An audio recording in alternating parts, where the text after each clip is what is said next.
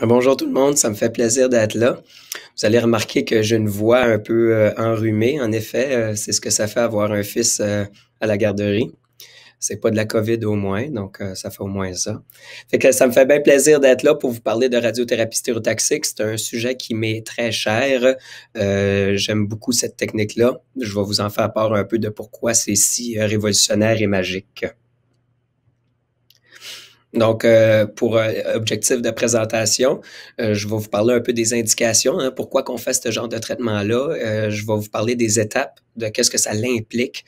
Et puis après ça, possibles complications, parce qu'il n'y a pas un traitement qui est tout à fait parfait. Il peut avoir des effets secondaires, même avec un traitement révolutionnaire. Je n'ai pas de conflits d'intérêts commerciaux. En termes de conflits d'intérêts, c'est sûr, je suis radio-oncologue, donc j'aime le genre de technique que je fais, mais c'est tout en ce qui concerne les conflits d'intérêts. Donc, en oncologie pulmonaire de base, on fait plusieurs investigations, hein. Comme Dr Bouchard a fait référence il y a quelques minutes, et il y a différents tests qui sont nécessaires pour avoir un portrait là, global de l'état précis du cancer d'un patient pour offrir le meilleur traitement. Donc, c'est vraiment l'objectif de ces examens-là, c'est de guider le traitement optimal. En termes de traitement, là, je vais généraliser. C'est pas quelque chose qui est recommandé de faire, mais juste pour donner une idée, une maladie localisée, habituellement, on traite avec une chirurgie qui s'appelle la lobectomie. Une maladie localement avancée, mais qui n'a pas fait de métastase, donc le cancer ne s'est pas répandu. On fait un traitement habituellement de radio et de chimiothérapie. Et une maladie métastatique, donc qui a des métastases, à ce moment-là, on recommande habituellement un traitement systémique, donc de la chimiothérapie, immunothérapie, thérapie ciblée, d'autres types de traitements qu'un traitement local. Pour le reste de la présentation, en fait, je vais m'attarder au traitement d'une maladie localisée. Chez des patients ou patientes qui ne peuvent pas subir de chirurgie ou qui refusent simplement la chirurgie parce que c'est pas pour tout le monde une grosse opération comme la lobectomie que je vous parlais il y a quelques secondes. Mais c'est important de comprendre que le traitement que je vais vous parler là, c'est pas un traitement qui s'applique à tout le monde, loin de là, et c'est pas non plus un traitement qu'on peut faire chez des personnes avec des cancers plus avancés. Donc, radiothérapie stéréotaxique. Il y a plusieurs terminologies qui sont utilisées pour vouloir dire essentiellement la même chose. Donc, radiothérapie stéréotaxique, c'en est un. SBRT pour l'anglais de Stereotactic Body Radiotherapy. SABRE ou SABRE pour Stereotactic Ablative Radiotherapy ou radiochirurgie. Donc, c'est tous des termes qui veulent dire la même chose. Fait que ce que vous pouvez entendre dans un centre ou même des spécialistes peuvent être, tous ces termes-là peuvent être utilisés de façon interchangeable. Bref. Qu'est-ce que ça implique? Ben, premièrement, c'est de la radiothérapie. La radiothérapie, tout le monde, on se fait souvent demander, ben, c'est quoi ça de la radiothérapie? En gros, de la radiothérapie, brièvement, c'est l'utilisation des rayons X pour traiter un cancer. Donc, ce sont les mêmes rayons X qu'on utilise pour faire, par exemple, une radiographie du poumon. Mais on leur donne plus d'énergie et ils sont générés par une autre machine et sont capables d'être ciblés pour aller traiter des cancers au lieu de faire des images. Donc, c'est des rayons X qu'on cible, avec lesquels on cible le cancer. La différence avec la radiothérapie stéréotaxique versus la radiothérapie conventionnelle, c'est que chaque traitement qu'on appelle, ou chaque séance de traitement qu'on appelle fraction, a une dose de radiation beaucoup plus élevée. Il y a moins de traitements. Donc, il y a une vingtaine d'années, 30 ans, dans des situations dans lesquelles on parle présentement, là, on recommandait environ 30 traitements de radiothérapie. Maintenant, on peut faire le traitement global en 1 à 8 séances, donc beaucoup moins de visites pour les patients. Autre chose aussi qui caractérise la radiothérapie stéréotaxique, c'est la précision du traitement. Donc, on utilise plein de techniques qui permettent de très bien cibler le cancer ou les petits cancers à l'intérieur du poumon. Donc, pour qui? Habituellement, on traite des tumeurs de moins de 5 cm chez des patients qui ne sont pas opérables, donc qui ont d'autres problèmes de santé qui font en sorte qu'on ne peut pas faire d'opération. Le plus souvent, en fait, dans nos cliniques, nous, c'est des patients qui ont des gros problèmes pulmonaires de base, chez qui ne pourraient pas tolérer de se faire enlever une partie de poumon parce qu'ils ont besoin de toutes les bouts de poumon qu'ils ont déjà.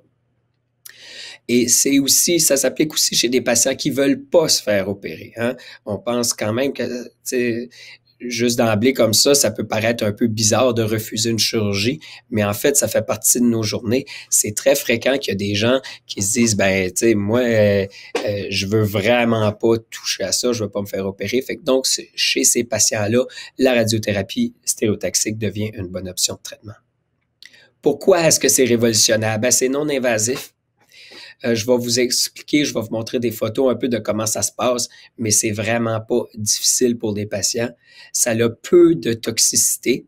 Je mets de l'emphase sur le peu, c'est pas de toxicité, donc il peut avoir quand même des effets secondaires avec ça, et c'est très efficace. On pense, en fait, à peu près aussi efficace qu'une résection limitée, qu'on appelle aussi un wedge.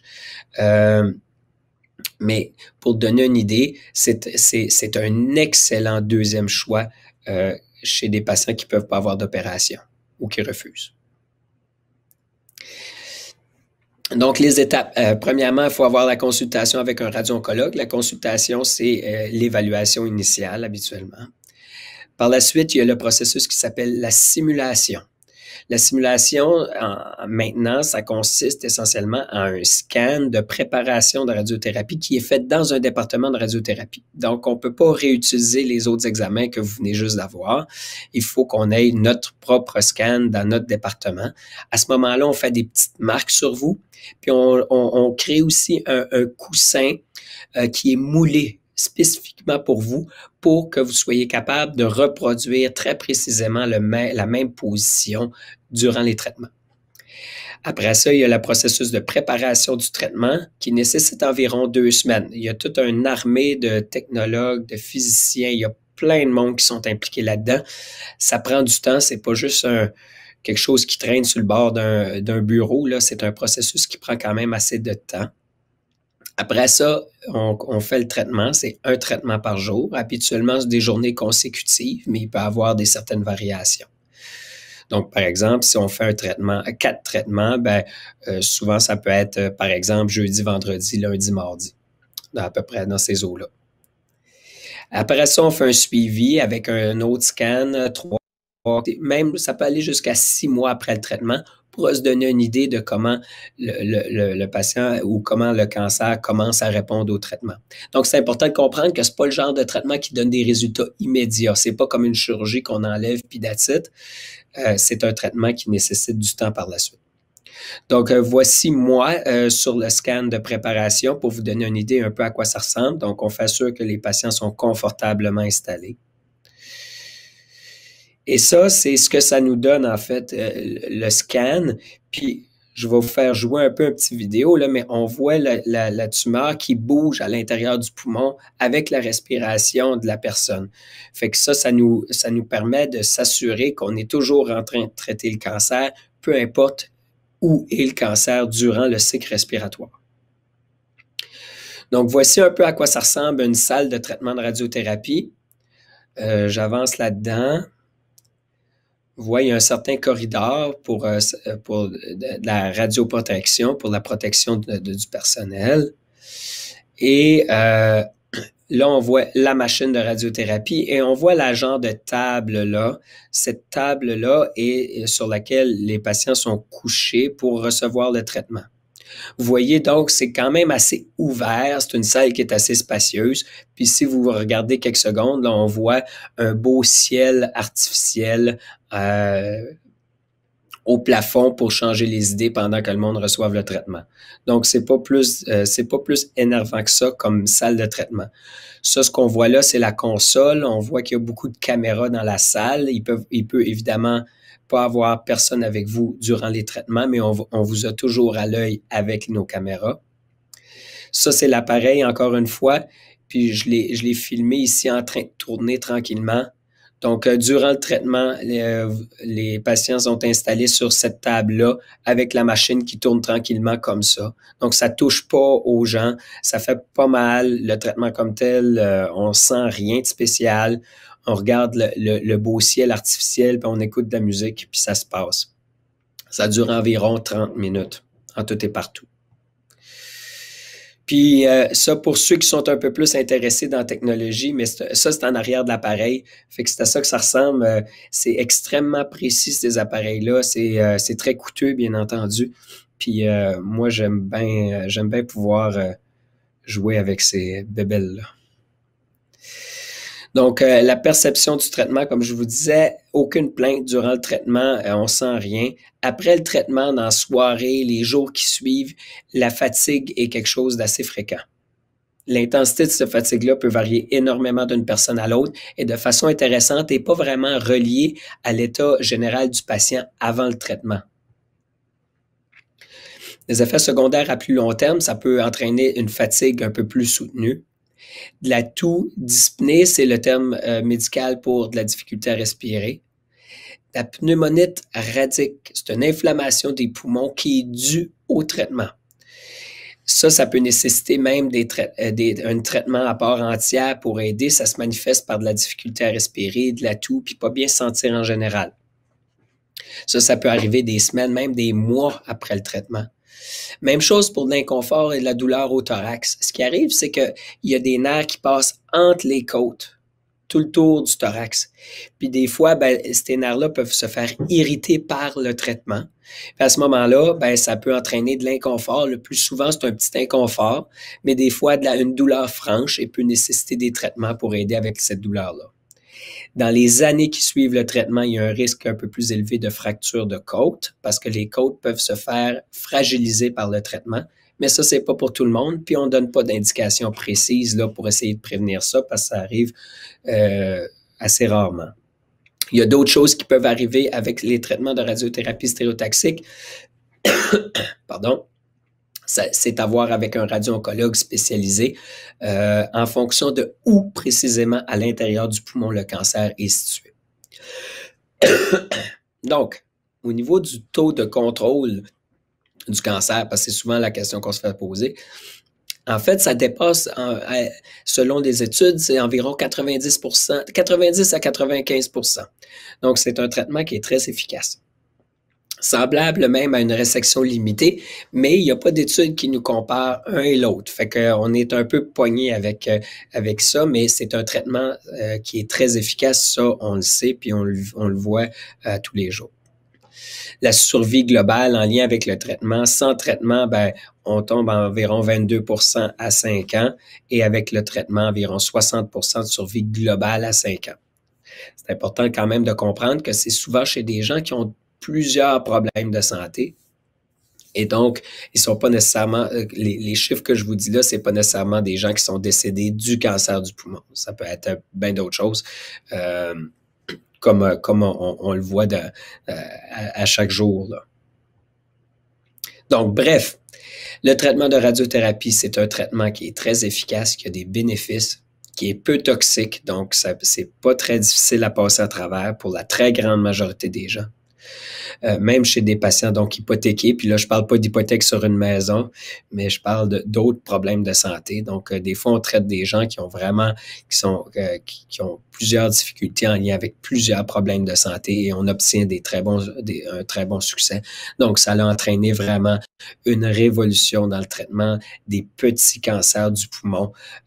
Ça nous a donné un outil très intéressant pour pouvoir traiter des gens qui auparavant avaient pas vraiment d'options pour traiter leur cancer et tout ça avec un traitement qui est très facile et qui habituellement se passe très bien. C'est ce qui complète ma présentation. Vous voyez, ça c'est une petite partie de notre équipe ici, là, à Sherbrooke, de traitement de radiothérapie stéréotaxique. Il y a environ une vingtaine de personnes qui travaillent toujours sur ces traitements-là. Puis ça, ben, pour ceux que ça pourrait intéresser, les références de ma présentation. Je vous remercie. Je vous remercie infiniment, Dr. Plourde, pour votre présentation, puis davantage pour l'implication que vous avez eue d'aller filmer l'intérieur des couloirs de la salle de radiothérapie. Je crois que ça va aider à faire baisser l'angoisse du premier traitement de plusieurs patients. Donc, en effet, on a eu plusieurs questions là, provenant des participants. Donc, la première question... quand vous dites la préparation du traitement prend 2 semaines, qu'est-ce que vous voulez dire exactement? OK. C'est une bonne question, je ne l'ai pas spécifié. En fait, c'est le temps nécessaire, en gros, à l'équipe pour préparer le traitement, s'assurer qu'il est sécuritaire, passer tous les tests d'assurance qualité, tout ça. Donc, c'est pas un temps qui... Le patient n'a pas besoin d'être là à ce moment-là du tout. Donc, une fois que le scan de préparation est fait, il s'en retourne chez eux puis il fait ce qu'il veut. Il n'y a pas de restriction entre-temps, outre dans ce temps-ci de ne pas s'exposer à la COVID, là. Mais c'est le temps qui est nécessaire à l'équipe pour faire le traitement. Donc, le monde n'a pas besoin d'être là pendant ces 2 semaines-là. Parfait. La deuxième question, on se demande, est-ce que tous les traitements, tous les centres, pardon, où de la radiothérapie est offerte, offrent également ce type de radiothérapie? À ma connaissance, c'est la grande majorité.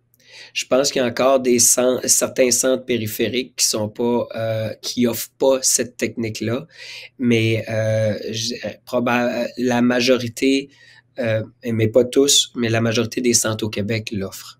Mais c'est pas tout le monde encore. Ça s'en vient. OK. Puis on se demande également de quelle façon est-ce que les rayons vont aller affecter la tumeur et non brûler la peau au moment de l'entrée? En fait, il y a plusieurs façons qu'on obtient ce résultat-là, mais notamment, c'est que les rayons sont envoyés lorsque l'appareil tourne. Donc, l'appareil tourne et le point d'entrée varie, mais le focus est juste sur le cancer. Fait qu'il y a un certain impact sur les tissus environnants, mais étant donné qu'on arrive de plusieurs angles, cette implication-là est minime et le corps est capable de réparer les dommages que la radiation entraîne à ces organes-là, comme par exemple la peau, assez facilement. Et donc, il y a très peu d'effets secondaires au niveau justement de la peau.